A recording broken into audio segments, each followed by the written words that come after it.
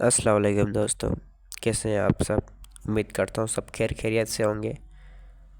میرا نام عاطف ہے اور میں آپ سب کو ہارر اسٹوری سناتا ہوں۔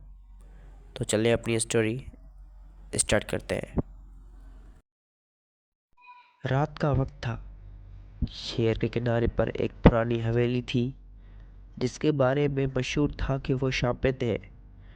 گاؤں کے لوگ دور سے گزرتے وقت بھی نگاہ اٹھا کر نہیں دیکھتے تھے۔ کہا جاتا تھا کہ وہاں ایک عورت کا قتل ہوا تھا اور اس کی آہیں اب بھی دیواروں میں قید ہے۔ چار دوست ریان، صبا، عرفان اور ندا نے ہمت دکھانے کے لیے طے کیا کہ وہ اس حویلی میں رات گزاریں گے۔ ان سب کو لگتا تھا کہ یہ صرف ایک کہانی ہے، حقیقت نہیں۔ ریان نے ہنستے ہوئے کہا، اگر کوئی بھوت نکلا تو میں سیلفی لے چراغ خود جل اٹھتے ہیں۔ سب نے اس کی بات پر کہکا لگایا اور حویلی کا دروازہ دھکیل کر اندر داخل ہو گئے۔ اندر جاتے ہی ایک عجیب سی ٹھنڈک محسوس ہوئی۔ دیواروں پر جالی دار لکڑیاں، پرانے پردے اور ٹوٹے ہوئے فانوس ابھی بھی چھت سے لٹک رہے تھے۔ کمرے میں قدم رکھتے ہی فرش چڑچڑانے لگا، جیسے کوئی سویا ہوا دیو جاگ گیا ہو۔ اچانک اوپر کی منزل سے کسی کی چلنے کی آوازیں آئیں۔ سب کے دل کانپ گئے۔ عرفان نے لائٹ موبائل کی طرف کی، لیکن وہاں کچھ بھی نہیں تھا۔ رات کے تقریباً 12 بجے، جب سب ڈر کو دبانے کے لیے آپس میں باتیں کر رہے تھے، تو اچانک سے کمرے کا دروازہ بند ہو گیا۔ کھڑکیاں خود بخود جھولنے لگیں، فانوس ہلا اور ایک زوردار آواز کے ساتھ زمین پر گر گیا۔ اس لمحے صبا کو لگا کسی نے اس کے کان میں سرگوشی کی، چلی جاؤ ورنہ تم بھی مارے جاؤ گے۔ صبا کا رنگ زرد پڑ گیا۔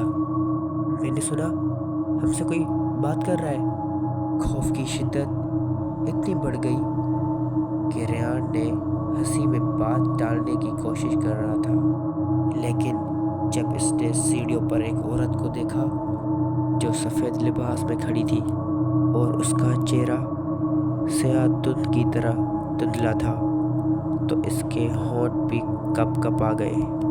عورت آہستہ آہستہ نیچے اترنے لگی۔ اس کے قدم زمین پر نہیں پڑ رہے تھے، بلکہ وہ ہوا میں تیرتی ہوئی آ رہی تھی۔ ندا نے چیخ ماری، یہ انسان نہیں ہے۔ عورت اچانک سے رک گئی اور ٹوٹی پھوٹی آواز میں بولی، میں فریا ہوں، اس حویلی کی مالکن۔ میرا شوہر مجھ پر شک کرتا تھا، اس نے مجھے انہی دیواروں کے بیچ میں زندہ جلا دیا۔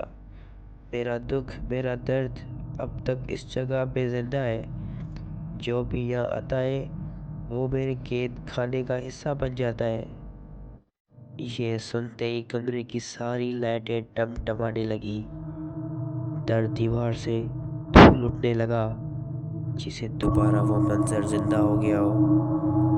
دوستوں کی آخری خواہش۔ سب بھاگنے لگے۔ دروازہ کھولا تو باہر گھنی دھند چھا گئی۔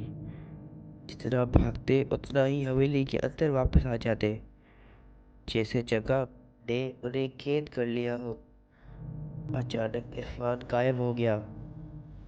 اس کی چیخ دور سے سنائی دی، پھر خاموشی چھا گئی۔ صبا کے ہاتھ پر کسی نے پنجہ مارا، خون سے بہنے لگا، لیکن وہاں کوئی دکھائی نہیں دے رہا۔ ندا دیوار سے لگی کانپ رہی تھی۔ عورت قریب آ کر بولی، اب تم لوگ بھی میرا انجام بھگتو گے۔ ریان نے آخری بار ہمت کی اور قرآن کی آیت پڑھنے لگا۔ عورت ایک لمحے کو رک گئی۔ اس کا چہرہ دھڑکنے لگا جیسے شیشہ ٹوٹ رہا ہو، لیکن اگلے ہی لمحے بجلی کی کڑک گرجی اور سب کچھ اندھیرے میں ڈوب گیا۔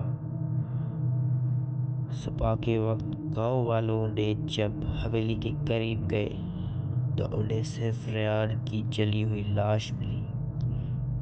باقی تین دوستوں کا کوئی نشان نہ تھا۔ دیوار پر خون سے لکھا تھا، یہ حویلی خالی نہیں اور نہ کبھی خالی ہوگی۔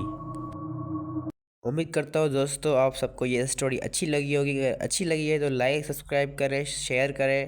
اللہ حافظ۔